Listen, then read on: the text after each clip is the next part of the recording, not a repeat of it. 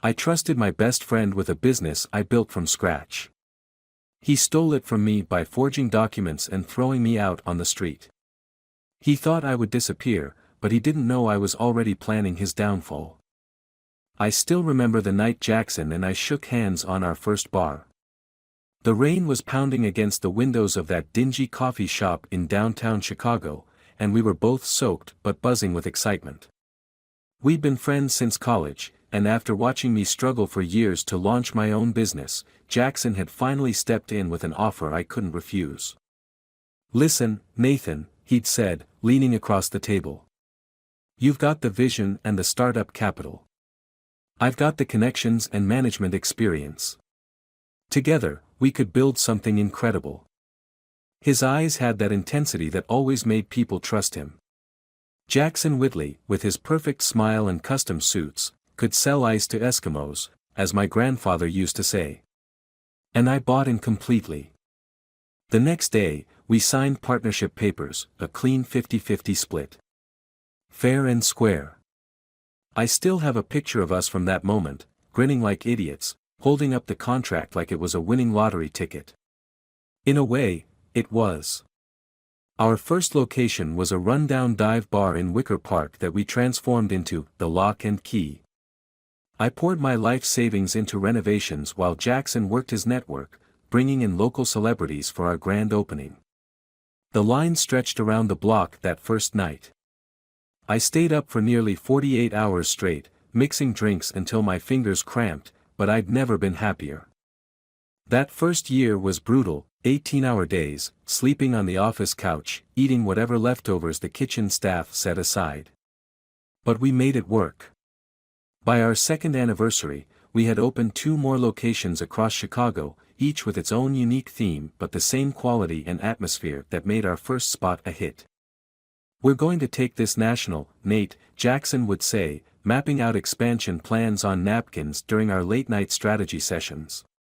"New York, Miami, LA, Vegas, all of them need what we've built here."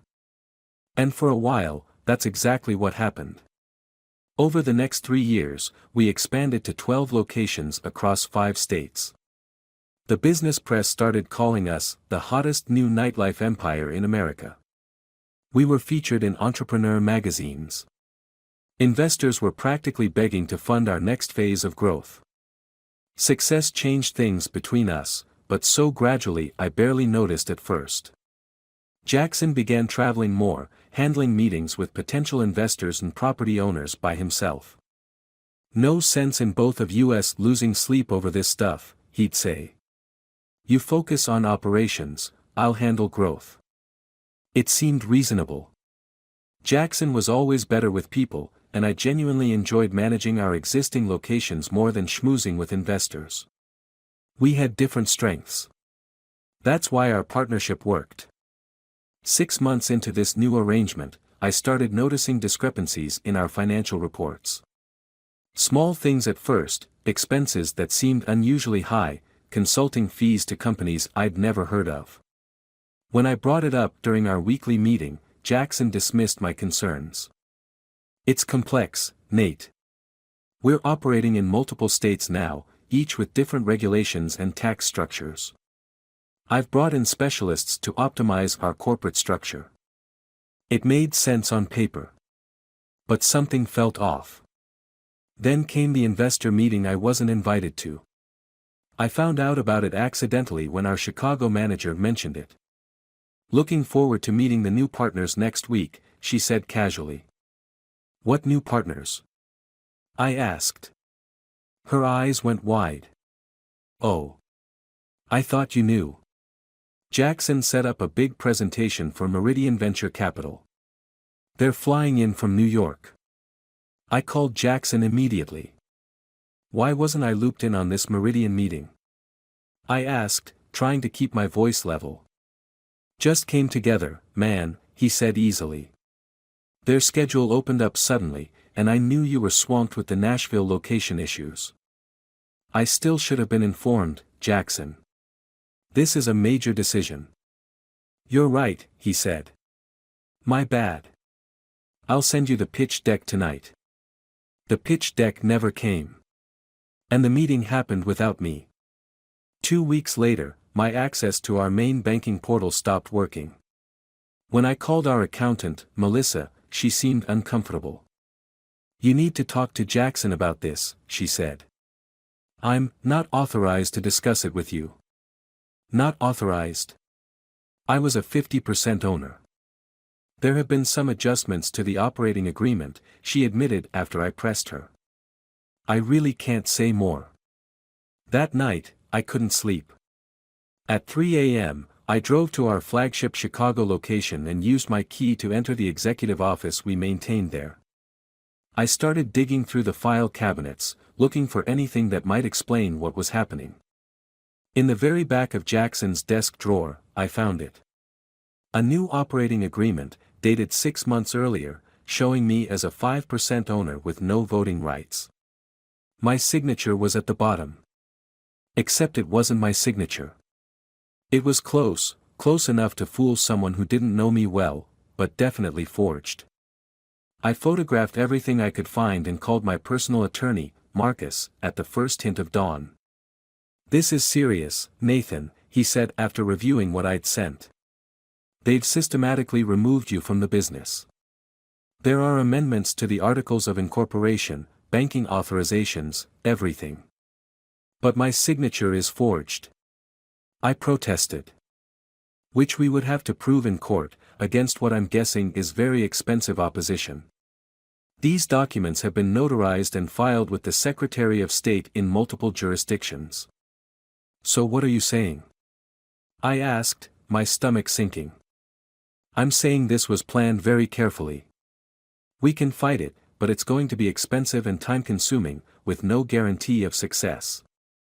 I sat in stunned silence, trying to process how thoroughly I'd been betrayed.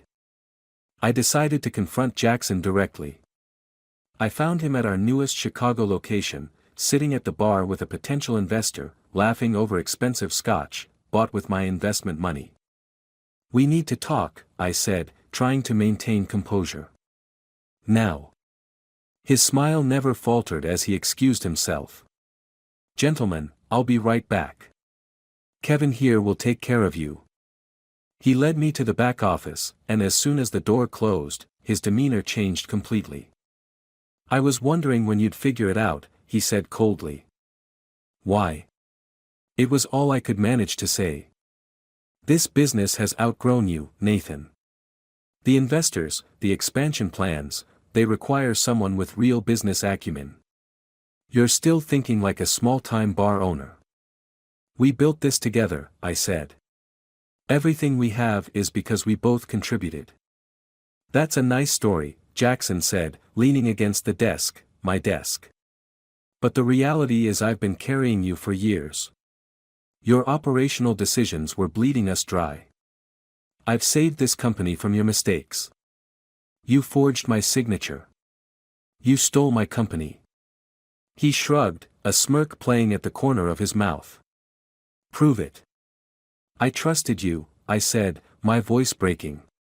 "You were my best friend." "This is just business, man," he said dismissively. "Nothing personal. You're just not cut out for this level of play." The security guards, my own employees, escorted me out at Jackson's direction. I stood on the sidewalk outside the bar where I'd spent hundreds of sleepless nights, watching through the window as Jackson returned to his investor meeting, not a care in the world. That night, I drank myself into oblivion in my apartment, surrounded by photos and mementos of what I thought had been a friendship and business partnership for the ages. But when I woke up the next morning, something had changed in me. The devastation had hardened into resolve. I didn't get mad. I got methodical. First, I needed intel. I reached out to Melissa, our accountant, who had always liked me more than Jackson. I invited her to coffee at a small cafe far from any of our locations. "I can't tell you anything, Nathan," she said nervously. "I'd lose my job." "I understand," I said. "But Melissa, you know what he did wasn't right. And I'm concerned it might not even be legal." She fidgeted with her cup. "There have been irregularities. Things I've been asked to sign off on that made me uncomfortable. Like what? She hesitated, then spoke quietly. Shell companies. Money moving through subsidiaries and coming back clean. Tax documentation that doesn't add up. Do you have proof? I asked gently. I make copies of everything, she whispered. For my own protection. That was my first breakthrough. Melissa didn't give me her copies directly, too risky for her, but she told me where to look and what to look for. Using that information, I began to construct a picture of what Jackson had really been doing. Next, I contacted Kevin, the bar manager who had been with us from the beginning. We met in a park where there was no chance of being overheard. Things are different since you left, Kevin admitted. Jackson's cutting corners everywhere, watered-down drinks, cheaper ingredients in the kitchen, fewer staff per shift. Customers are noticing. Has he explained why? I asked. Cash flow problems, supposedly. But he just bought a lake house in Michigan and a new Porsche, so. Kevin shrugged. I spent the next month building my case, piece by piece. I learned that Jackson had leveraged our successful locations to secure massive loans, then diverted much of that money into personal accounts and shell companies. He was reporting different numbers to investors than he was to tax authorities. And he had made enemies, lots of them. I reached out to Thomas Friedman, the investor I'd seen Jackson with the day I was kicked out. Thomas had ultimately decided not to invest, sensing something was off. I had my people look into your company's structure, Thomas told me over lunch. Too many red flags. But I liked the core business model. What if you could get involved without the red flags? I suggested. Without Jackson? Thomas raised an eyebrow. I'm listening. I made similar connections with other investors Jackson had alienated or misled. I spoke with suppliers who had been strong-armed into unfavorable contracts, employees who had been mistreated, and competitors who had faced Jackson's cutthroat tactics. All the while, I was careful to maintain a low profile. I didn't want Jackson to realize what was happening until it was too late. As far as he knew, I had slunk away in defeat, too broken to fight back. I even made sure rumors reached him that I was drinking heavily and considering moving to Arizona to live with my cousin. After 3 months of gathering information, I was ready to strike. First, I anonymously sent a comprehensive file of financial irregularities to the IRS and the FBI's white-collar crime division. I included bank statements, tax forms, and internal emails that Melissa had helped me obtain, showing clear evidence of tax evasion and fraud. Next, I contacted Jenkins and Lowry, our biggest competitor in the Chicago market.